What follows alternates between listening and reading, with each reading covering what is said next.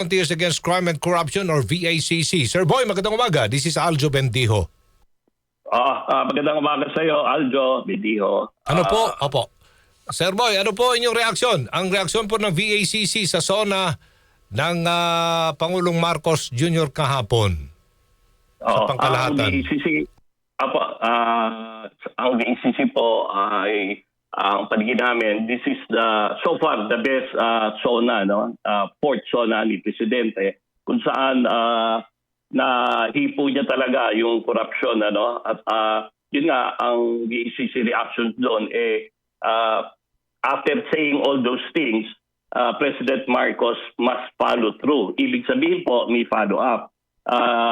We fully support yung holding ng DPWH and other agencies accountable. Ngunit dapat may kaukulang mabilis na aksyon, ano? Speedy results. We want results. Kung sino man ang maging held accountable dito, dapat magkaroon kaagad ng accountability.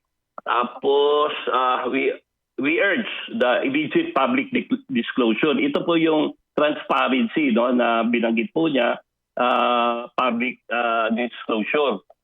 I-publish niya yung scope, timeline, and yung findings of corruption should be proved agad-agad. Ano? Yung katulad nung special mention po dito, yung Kabangan Santa Maria Bridge, kung saan nagkaroon pa nga ng Senate hearing.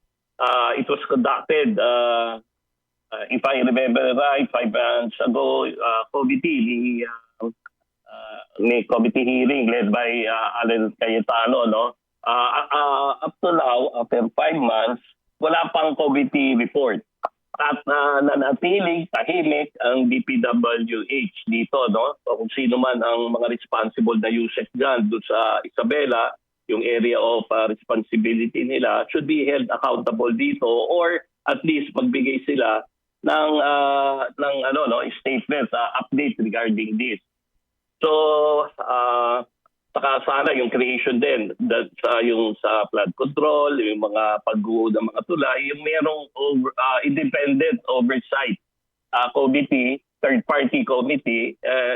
This is so important para for transparency and accountability. Yun. At hinihiling nga pala, no, VACC is calling the Senate, again, Commission on Audit, Office of the Ombudsman, na magsagawa ng isang independent investigation free from DPWH or executive influence, yung hindi ma-influensyahan ng departamento at naaayon sa layunin ng Marcos admin para sa tapat at maayos na pamumuno. At yun na, ang sabi nga namin, accountability cannot wait. Hindi po pwedeng mag-antay po ito after 5 months, no? Or years do sa flood control program na kung saan parang nawawala eh. Ang budget po niyan, nasa 3 trillion. Ang na-account lang ata ng COA is 2 trillion. So grabe po ito, no? Kaya nga also ang VACC, we waited, no? February through countless floods, raising public distrust, yung collapse ng bridges.